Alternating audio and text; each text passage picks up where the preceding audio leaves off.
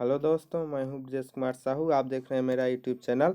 आज हम मैथ का प्रैक्टिस सेट तीसरा देखेंगे, जो आपके व्यापम के किसी भी परीक्षा के लिए, जिसकी आप किसी भी परीक्षा की तैयारी कर रहे हैं, तो ये वीडियो आपके लिए महत्वपूर्ण होगा। क्योंकि गणित में जो बार बार प्रश्न पूछे जाते हैं, उन्हीं प्रश्नों का आज हम चर्चा करेंगे। बार बार पूछे जाने वाले प्रश्नों का अध्ययन करेंगे यहाँ। ठीक, तो आप किसी भी व्यापम की तो आप सभी व्यापम की किसी भी परीक्षा की तैयारी कर रहे हैं तो वीडियो आपको महत्वपूर्ण होगा। साथ ही अभी जो आपका मंडी निरीक्षक का एग्जाम होने वाला है, उसके लिए भी ये वीडियो बहुत ही महत्वपूर्ण होगा। क्योंकि मैथ के जो भी टॉपिक से आपके गणित के प्रश्न पूछे जाते हैं, उनमें से जो प्रश्न आपके जिस टाइप के प्रश्न पूछे जाते हैं, उन्हीं टाइप के प्रश्नों का इसमें हम अध्ययन करेंगे। तो ये आपका प्रैक्टिस सेट 3 है। इसमें हम कम समय में आपको प्रश्नों को हल करना सिखाएंगे। इससे पहले और प्रैक्टिस सेट आपका अपलोड किया जा चुका है। रीजनिंग के भी प्रैक्टिस सेट 3 हो चुके हैं। सारे के लिंक आपको डिस्क्रिप्शन बॉक्स में मिल जाएंगे, या मेरे चैनल के प्लेलिस्ट में जाकर आप उन सारे वीडियो को देख सकते हैं। चलिए वीडियो यहीं से शुरू करते हैं। वीडियो आपको अच्छा लगे तो लाइक कीजिएगा, चैनल पे नए हैं चैनल को सब्सक्राइब कीजिएगा। तो आज का हमारा पहला प्रश्न है, यहाँ देखिए आपका दो क्रमागत विषम संख्याओं का गुणनफल 399 है, उनमें से छोटी संख्या ज्ञात करो। क्या बोल रहा है? दो क्रमागत विषम संख्याओं का गुणनफल 399 है, उनमें से छोटी संख्या ज्ञात करना है आपको। ठीक, तो जब भी आपके पास ऐसे टाइप के प्रश्न आए, मतलब क्रमागत बोले, आपको क्या बोले? क्रमागत। ठीक, जब भी बोले आपके पास क्रमागत विषम संख्याओं का गुणनफल, या फिर बोले दो क्रमागत सम संख्याओं का गुणनफल, सम संख्याओं का बोले या फिर विषम संख्याओं का, आपको क्या करना है? इसमें एक जोड़ देना है। क्या करना है? जो भी आपका गुणनफल हो उसमें एक जोड़ देना है। तो हम 399 आपका है, इसमें एक जोड़ दिए तो आपका कितना हो गया? 400 हो गया। कितना हो गया? 400। अब जो भी आएगा उसका आपको वर्गमूल निकालना है। क्या करना है? वर्गमूल निकालना है। तो 400 का वर्गमूल आपका कितना आ जाएगा? 20। 400 का वर्गमूल कितना होता है? 20। तो इससे एक कम कर दीजिए, तो 20 से एक कम आपका होता है 19, और 20 से एक ज्यादा होता है 21। तो 19 और 21 दो संख्याएं हो जाएंगी जिनका गुणनफल आपका 399 होगा। कौन सी संख्या हो जाएंगी? समझिएगा, 19 और 21 दो संख्याएं हो गई जिनका गुणनफल आपका 399 होता है। उनमें से आपका क्या पूछ रहा है? छोटी संख्या। तो 19 और 21 में छोटी संख्या कौन है? 19 है। तो आपका ऑप्शन नंबर बी सही आंसर हो जाएगा, 19। क्या सही हो जाएगा? 19। ऑप्शन नंबर बी में दिया हुआ है 19। तो आप ऐसे प्रश्नों को हल करेंगे। कब ऐसे प्रश्नों को हल करेंगे वो भी मैं एक बार और आपको बता देता हूं। जब भी आपके पास बोले दो क्रमागत विषम संख्याओं का गुणनफल, या फिर बोले दो क्रमागत सम संख्याओं का गुणनफल। मान लीजिए यही यदि आपके पास बोलता कि दो क्रमागत सम संख्याओं का गुणनफल आपका 15 है। ठीक, तो आप क्या करते? 15 में एक जोड़ देते, उसके बाद आपका कितना आ जाता? 16। 16 का आप वर्गमूल निकाल लीजिए। वर्गमूल 16 का कितना हो जाएगा? 4। ठीक, तो 4 के आगे आपका क्या आता है? 5, और 4 से पहले क्या आता है? आपका 3। तो दो क्रमागत विषम संख्याएं क्या हो जाती है आपकी? 3 व 5। क्या हो जाती? 3 व 5। जिनमें से छोटी संख्या पूछता आपके पास तो 3 हो जाता, बड़ी संख्या पूछता तो 5 हो जाता। ऐसे आपके पास जब भी बोले कि दो क्रमागत विषम संख्याओं का अंतर या फिर सम संख्याओं का अंतर, मतलब विषम संख्याओं का गुणनफल या फिर सम संख्याओं का गुणनफल इतना है, तो आपको ऐसे ही करना है। ये अब सम संख्या का एक तो देख लेते हैं। मान लीजिए आपके पास बोलता कि दो क्रमागत सम संख्याओं का गुणनफल 8 है। क्या है? दो क्रमागत सम संख्याओं का गुणनफल 8 है। तो क्या करते हैं? इसमें एक आप जोड़ दीजिए, उसमें कितना हो गया आपका? 9। 9 का आप वर्गमूल निकाल लीजिए, कितना आ जाएगा आपका? 3। अब 3 से एक कम कर लीजिए, कितना है आपका? 2। 3 से एक ज्यादा कीजिए, कितना है आपका? 4। ठीक, तो 2 और 4 दो क्रमागत सम संख्याएं होंगी जिनका गुणनफल 8 होगा। तो वैसे आपको प्रश्नों को हल करना है और समझना है। जब भी आपके पास बोले क्रमागत सम संख्याओं या विषम संख्याओं का गुणनफल इतना है, तो उस गुणनफल में आपको एक जोड़ देना है, उसके बाद उसका वर्गमूल निकाल देना है। वर्गमूल निकालने के बाद आप छोटी संख्या आप एक पहले होगा, बड़ी संख्या उससे एक आगे होगा। तो यहाँ छोटी संख्या पूछा है, तो यहाँ आपका ऑप्शन नंबर बी 19 सही आंसर हो जाएगा। ऐसे आपको प्रश्नों को हल करना है। बाकी इसके 2-3 तरीके हैं, लेकिन सबसे सरल और कम समय में आप 2-3 सेकेंडों में इसको हल कर सकते हैं। सबसे कम समय में आप इसी ट्रिक से इसको हल कर सकते हैं। तो आशा करता हूँ ये प्रश्न आपको समझ में आया होगा। तो देखिए आज का हमारा दूसरा क्वेश्चन क्या है। दूसरा क्वेश्चन देखते हैं हम यहाँ। दूसरा क्वेश्चन है आपका, एक कक्षा के 24 छात्रों की औसत आयु 10 वर्ष है। यदि शिक्षक की आयु को भी शामिल कर लिया जाए तो औसत आयु 1 वर्ष बढ़ जाती है। तो शिक्षक की आयु वर्ष में क्या है? क्या बोल रहा है आपका? एक कक्षा के 24 छात्रों की औसत आयु 10 वर्ष है। 24 छात्र हैं जिनकी औसत आयु 10 वर्ष है। तो टोटल आयु कितना है आपका 24 छात्रों की? 24 गुणा 10। क्या करेंगे? टोटल आयु के लिए 24 गुणा 10 आपका कितना हो जाएगा? 240। कितना होगा 240, 24 गुणा 10, 24 दहम 240, तो 24 छात्रों की कुल आयु आपकी कितनी हो गई 240 वर्ष, क्योंकि औसत आयु 10 है। अब आगे क्या बोल रहा है आपका, यदि शिक्षक की आयु को भी शामिल कर लिया जाए, शिक्षक की आयु को भी शामिल कर लिया जाए, शिक्षक की आयु उसमें जोड़ना है तो एक कौन बढ़ गया, इसमें शिक्षक बढ़ गए, तो पहले 24 छात्र थे, अब इसमें एक शिक्षक बढ़ गए, तो कितने लोग हो गए यहाँ 24 धन 1 बराबर 25 लोग हो गए। कितने लोग हो गए आपके 25 लोग यहाँ हो गए, 24 के जगह आपके कितने लोग हो गए 25 लोग, क्योंकि 24 छात्र थे उसमें एक शिक्षक बढ़ गए, ठीक ना, क्योंकि शिक्षक की आयु को भी शामिल कर लिया गया तो 25 लोग हो गए। अब क्या बोल रहा है, तो औसत आयु 1 वर्ष बढ़ जाती है, औसत आयु क्या होती है 1 वर्ष बढ़ जाती है।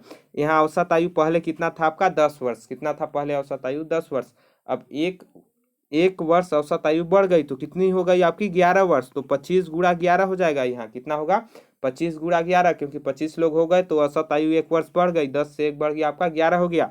अब इसका गुणा कर लीजिए तो आपका 11 25 55 होता है, 11 दूना 22 5 27 होता है आपका, ठीक, कितना आ गया आपका 275, कितना यहाँ 275।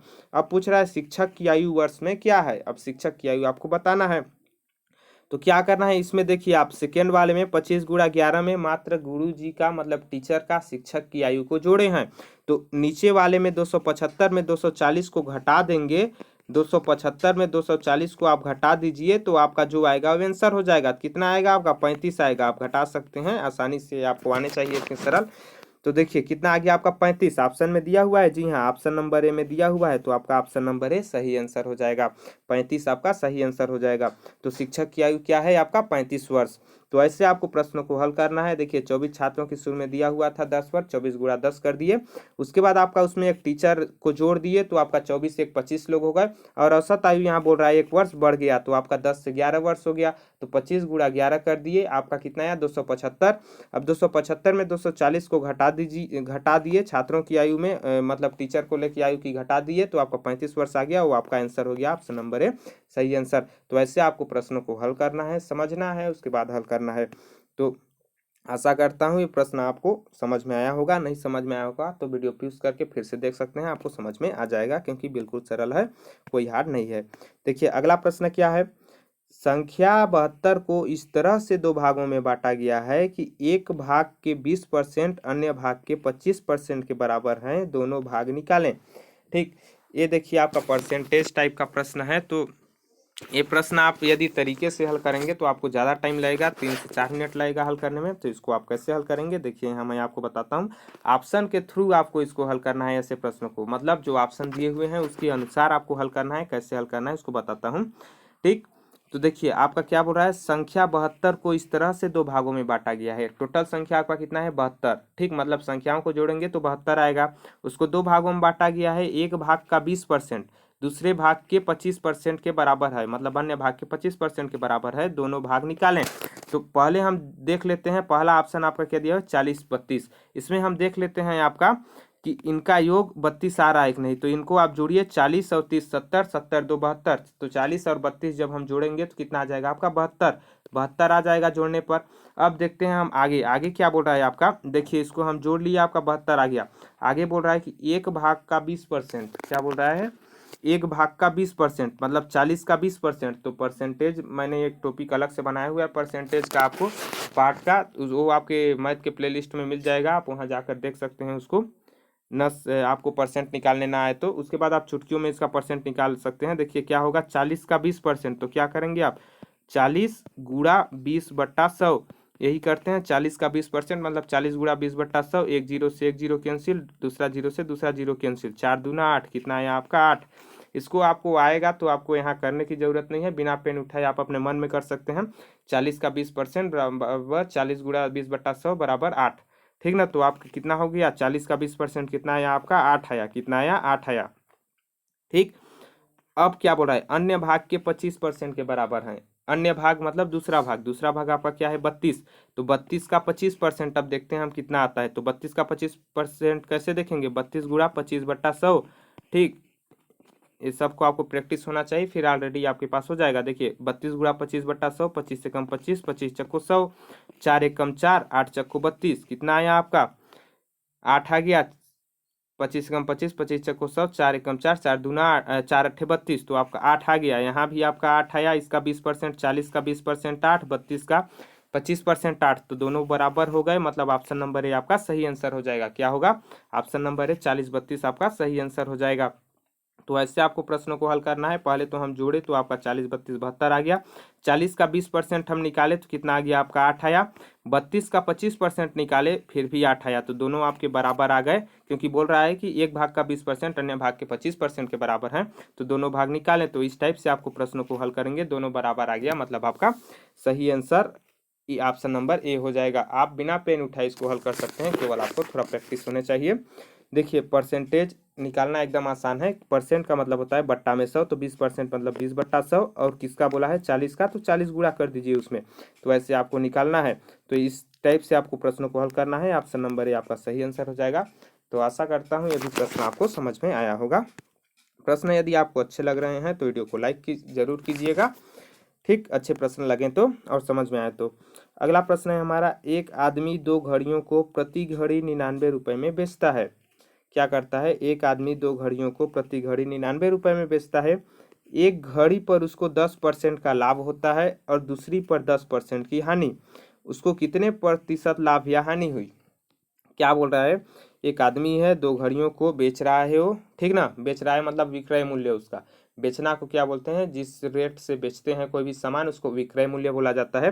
तो प्रति घड़ी मतलब एक घड़ी का, ठीक, प्रति घड़ी का विक्रय मूल्य कितना है आपका? 99 रुपए। और एक घड़ी पर उसको 10% लाभ मिलता है, दूसरे घड़ी पर 10% हानि मिलता है। मतलब लाभ हुआ हानि क्या है आपका? बराबर है। लाभ भी 10% है, हानि भी 10% है। तो इसका मतलब आप ये मत सोचिएगा कि ना तो लाभ होगा ना तो हानि, ये बिल्कुल गलत है। आप कैसे हल करेंगे देखिए बताता हूँ। यहाँ पूछ रहा है उसको कितने % लाभ या हानि हुई। तो इसका मैं ट्रिक आपको बताता हूँ, क्योंकि इसको आप यदि सही तरीके से हल करेंगे तो आपको ज़्यादा टाइम लगेगा। देखिए इसको कैसे हल करेंगे।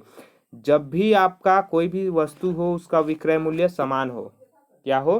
कोई भी वस्तु हो, 2 वस्तु, ठीक ना, जिनका विक्रय मूल्य समान हो। देखिए यहाँ 2 घड़ी हैं वस्तु के जगह, इनका विक्रय मूल्य कितना है? 99 रुपए, मतलब समान है दोनों का विक्रय मूल्य। और उसका लाभ परसेंट व हानि परसेंट दोनों बराबर हों, ठीक, लाभ परसेंट व हानि परसेंट दोनों बराबर हों, तो आपको बस सूत्र लगाना है x² / 100। क्या करना है? सूत्र है आपका x² / 100। जब भी आपका लाभ व हानि दोनों बराबर हों तो आपको लगाना है x² / 100। यहाँ x आपका क्या हो जाता है? तो लाभ या हानि का परसेंट हो जाता है। x क्या होता है? लाभ या हानि का परसेंट। तो लाभ का भी 10% है, हानि का भी 10%, क्योंकि दोनों के बराबर होते हैं तभी ये सूत्र लगता है, ठीक। तो आपका कितना हो गया? 10% हो गया। तो यहाँ 10 की घात 2 कर दीजिए, 10 का स्क्वायर बट्टा 100। तो आपका कितना आ जाएगा? यहाँ 100/100 कितना आएगा? 100/100 काट दीजिए, कितना आएगा आपका? एक, कितना आएगा? 1%, 1% आएगा। अब देखिए आपको बता रहा हूं मैं, जब भी आपके विक्रय मूल्य बराबर हो तथा लाभ व हानि % बराबर हो तो सदैव हानि होती है। इस एक बात को आप याद रख लीजिएगा या कहीं नोट करके लिख सकते हैं कि जब भी आपके विक्रय मूल्य 2 वस्तुओं का समान हो तथा लाभ व हानि % बराबर हो तो सदैव हानि होती है। क्या होती है? हानि होती है। पहली बात तो आपकी हानि होती है, और दूसरी बात, जब ये कंडीशन सेटिस्फाई होता है, लागू होता है, तो आपका ये सूत्र लगता है x² / 100। तो यहाँ क्या निकला आपका? 1% हानि। क्या निकला? 1% हानि दिया हुआ है। जी हाँ, ऑप्शन नंबर ए में दिया हुआ है। ऑप्शन नंबर ए आपका सही आंसर हो जाएगा। ऐसे आपको प्रश्नों को हल करना है। ऑप्शन नंबर ए आपका सही आंसर, 1% हानि।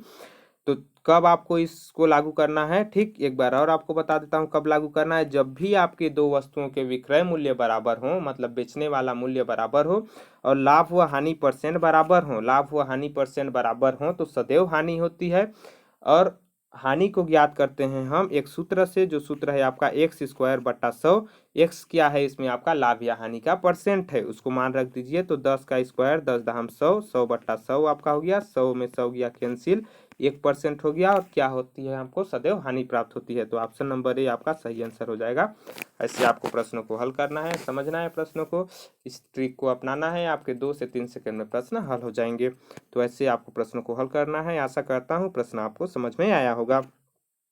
अगला प्रश्न हमारा क्या है? देखिए, हम 5 प्रश्नों को देखते हैं एक सेट में अभी, ठीक। तो फिलहाल और आपको तरीके से बताया जाता है। तो आपको वीडियो अच्छा लग रहा होगा तो प्लीज़ वीडियो को लाइक कीजिएगा जरूर, और ज़्यादा से ज़्यादा लोगों तक शेयर कीजिएगा।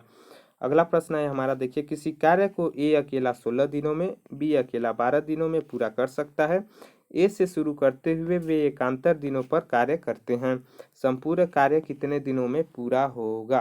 क्या बोल रहा है?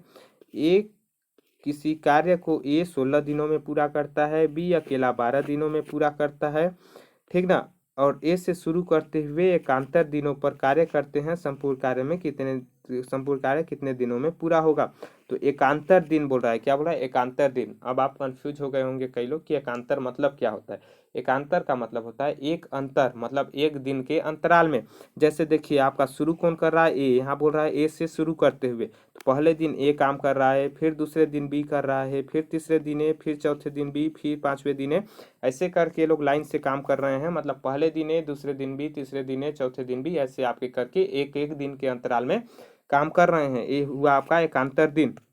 अब मैं आपको बता दूं, यदि आप इस प्रश्न को सही तरीके से हल करेंगे तो आपके 2 पेज लगभग जाएंगे। इसका आंसर कितना जाएगा? लगभग 2 पेज। तो आपको 10 मिनट का टाइम इसमें लग जाएगा। तो इसको आपको कैसे हल करना है, देखिए यहाँ मैं आपको बताता हूँ। आपको जो ए का टाइम, ए कितने दिन में कर रहा है? 16 दिन में। बी कितने दिन में कर रहा है? 12 दिन में। तो आप ए बराबर क्या हुआ आपका 16 और बी बराबर आपका कितना हुआ 12। तो इन दोनों का आप एलसीएम मतलब लघुत्तम समापवर्तक लसा निकाल दीजिए तो कितना आएगा आपका? 16 एकम 16, 16 आता है 12 के पहाड़ा में? नहीं आता है। 16 दूना 32, 12 के पहाड़ा में नहीं आता है। 16 तिया 48, 12 के पहाड़ा में आता है। 16 तिया 48 आपका 16 और 12 का लसा हो जाएगा। यदि आप न समझ आए तो इसका भी अलग से वीडियो मैंने बनाया हुआ है। आप मैथ के प्ले लिस्ट में आपका उसको वीडियो मिल जाएगा मैथ के प्ले लिस्ट में, या डिस्क्रिप्शन बॉक्स में भी उसका लिंक डाल दूंगा मैं मैथ के प्ले लिस्ट में। वहाँ से जाकर आप देख सकते हैं वीडियो को, और चुटकियों में आप एलसीएम निकाल सकते हैं ट्रिक के साथ। तो 16 और 12 का एलसीएम लघुत्तम समापवर्तक कितना हुआ आपका? 48 हुआ। अब जो दो दिनों मतलब 2 कार्य जितने दिनों में कर रहे हैं वो आपका एलसीएम निकल गया। ठीक, अब देखिए एलसीएम को पहले ए कितने दिन में करा है? 16 दिन में। तो 16 से भाग देंगे तो कितना आएगा आपका? 3। ठीक, कितना आएगा? 3। और 12 से भाग देंगे 48 को तो कितना आएगा आपका? 4 आएगा। 4 आएगा। इसका मतलब क्या है आपका कि ये जो है एक काम है जिसका जो 48 यूनिट है, आप बोल सकते हैं 48 भाग है बोल सकते हैं, ठीक ना। तो 48 भाग में से 3 भाग उसका एक दिन में ए कर रहा है और 4 भाग एक दिन में बी कर रहा है। इसका मतलब यही हुआ कि एक दिन में ए एक काम का मतलब 48 भाग में से 3 भाग कर रहा है और बी आपका 48 भाग में से 4 भाग कर रहा है। तो 2 दिन में देखिए पहले दिन ए गया 3 भाग किया, दूसरे दिन बी गया 4 भाग किया। तो 2 दिन में टोटल कितने काम किए? 7 भाग। कितने काम किए? 7 भाग किए 2 दिन में। 2 दिन में ये 48 भाग में से 7 भाग कर लिए। अब आपके 7 का पहाड़ा पढ़िए कि 48 से अधिक ना हो तो 7 एकम 7, 7 दूना 14, 7 तिया 21, 7 चको 28, 7 पना 35, 7 छंग 42। कितने हुए? 6 बार में आपके 42 हुए। 42 भाग कितने दिन में हुए काम के? मतलब काम का 42 भाग कितने दिन में हुए? 6 दिन दोनों। एक जन ए 6 दिन किया, बी 6 दिन किया, तो टोटल दिन आपके कितने हो गए? 6 दूना 12। कितने दिन हो गए आपके? 12 दिन। तो 12 दिन में समझिएगा, देखिए 7 छंग 42 और 7 कब है? एक दिन ए कर रहा है, एक दिन बी कर रहा है, ठीक ना। तो 2 दिन में 7 काम हो रहे हैं, तो 6 मतलब ए और बी 6 दिन किए आपका, तो 42 भाग हो गया। तो 6 दूना 12, टोटल मतलब 12 दिन काम हुआ, जिसमें से 6 दिन ए किया, 6 दिन बी किया, तो आपका 42 भाग हो गया। ठीक, अब फिर से 13वां दिन कौन जाएगा? तो फिर से 13वां दिन ए काम करने जाएगा, क्योंकि ये शुरुआत से कर रहा है। तो 13वां दिन जब ए जाएगा तो कितना भाग करेगा काम का? 3 भाग। तो 42 में 3 जोड़ देंगे आपका कितना हो जाएगा? 45। कितना होगा? 45। तो काम का 13 दिन में कितने भाग हो गए? 45 भाग हो गए। 13 दिन में 45 भाग काम का हो गया। अब 14वां दिन कौन जाएगा आपका? 14वां दिन बी जाएगा, और बी एक दिन में कितने काम करता है आपका? 4 भाग काम करता है। तो 45 में 4 जोड़ देंगे हम तो कितना हो जाएगा आपका? 49 हो जाएगा। और काम हमारे पास है कितना? 48 भाग है काम का, 49 भाग तो है नहीं। मतलब 14वां दिन जब बी जाएगा काम करने तो उसको पूरे दिन काम करने में नहीं लगेगा। क्या नहीं लगेगा? पूरे दिन नहीं लगेगा। तो कितने दिन लगेगा? देखिए आपका 13 दिन हो गया। ठीक, उसके बाद अब काम का कितना भाग बचा? 45 भाग हो चुका है। तो 48 में 45 को घटा देंगे तो कितने भाग बचे काम के? 3 भाग। तीन भाग बचे हुए हैं काम के, तो 3 ऊपर में हो जाएगा और बी जाएगा। तो बी कितना काम करता है? 4 भाग एक दिन में। तो आपका 4 नीचे में हो जाएगा, मतलब जितने भाग काम करता है वो नीचे में हो जाएगा, जितना भाग बचा है वो ऊपर में हो जाएगा। तो आपका कितना हो जाएगा 13 सही 3/4 दिनों में ये दोनों मिलके आपके काम कर लेंगे। कितने दिन में कर लेंगे 13 सही 3/4 दिनों में। तो ऑप्शन नंबर डी में दिया हुआ है, देखिए 13 सही 3/4 दिन। तो ऑप्शन नंबर डी आपका सही आंसर हो जाएगा 13 सही 3/4 दिनों में। इसको आपको केवल समझाने में टाइम लग रहा है, बाकी आप हल करेंगे तो आप सेकेंडों में हल कर लेंगे। ज़्यादा से ज़्यादा 1 मिनट आपको लगेगा, उतने टाइम में आप हल कर लेंगे। बस आपको एलसीएम निकालने अच्छे से आने चाहिए।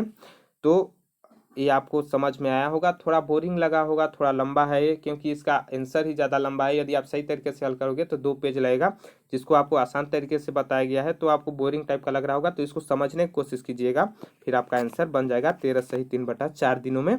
चलिए एक बार और छोटे से तरीके के साथ बता देता हूं मैं कि कैसे इसको हल करना है। तो देखिए आपको कैसे करना है, क्या बोल रहा है, ए 16 दिन में करता है, बी 12 दिन में करता है। तो 16 और 12 का आपको एलसीएम निकाल लेना है, आपका 48 हो जाएगा लघुत्तम समापवर्तक।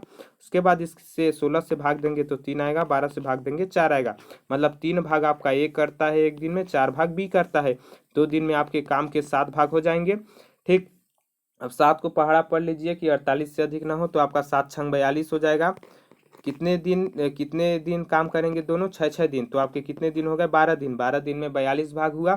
इसमें से अब फिर से 13वां दिन आपका ये जाएगा, तो कितना भाग करता है ये आपका 3 भाग करता है एक दिन में। तो 42 में 3 जोड़ दीजिए, आपका 45 हो गया। 45 भाग काम के हो गए। कितने भाग हो गए आपके काम के, सॉरी यहाँ काम के कितने भाग हो गए थे अभी तक, 45 भाग। कितने दिन में आपके 13 दिन में। अब 14वां दिन आपका बी जाएगा, तो बी आपका 4 भाग करता है। तो यदि 4 इसमें जोड़ेंगे तो 49 हो जाएगा। जबकि हमारे पास काम है 48 भाग, तो एक दिन तो इसको पूरा लगेगा नहीं। तो 13 दिन में ये लोग काम लगभग समाप्त कर दे रहे हैं। 14वां दिन बी जा रहा है, उसमें से 3 भाग कर रहा है, और करता कितना है 4 भाग करता है। तो जितने भाग बचा हुआ है उसको ऊपर लिख दीजिए, जितना भाग करता है उतना नीचे। तो 13 सही 3/4, तो 13 सही 3/4 दिनों में ये काम अपना कंप्लीट कर लेंगे। तो ऑप्शन नंबर डी आपका सही आंसर हो जाएगा। ऐसे आपको प्रश्नों को हल करना है और समझना है, क्योंकि इस टाइप के प्रश्न बहुत बार पूछे जाते हैं। ठीक, तो ये थे आज के हमारे 5 प्रश्न। तो वीडियो आपको कैसा लगा कमेंट बॉक्स में कमेंट करके जरूर बताइएगा। वीडियो अच्छा लगा होगा तो वीडियो को लाइक कीजिएगा, चैनल पर नए हैं चैनल को सब्सक्राइब कीजिएगा। वीडियो देखने के लिए बहुत बहुत धन्यवाद। जल्द मिलेंगे अगले वीडियो में, तब तक के लिए जय हिंद, जय भारत, जय छत्तीसगढ़।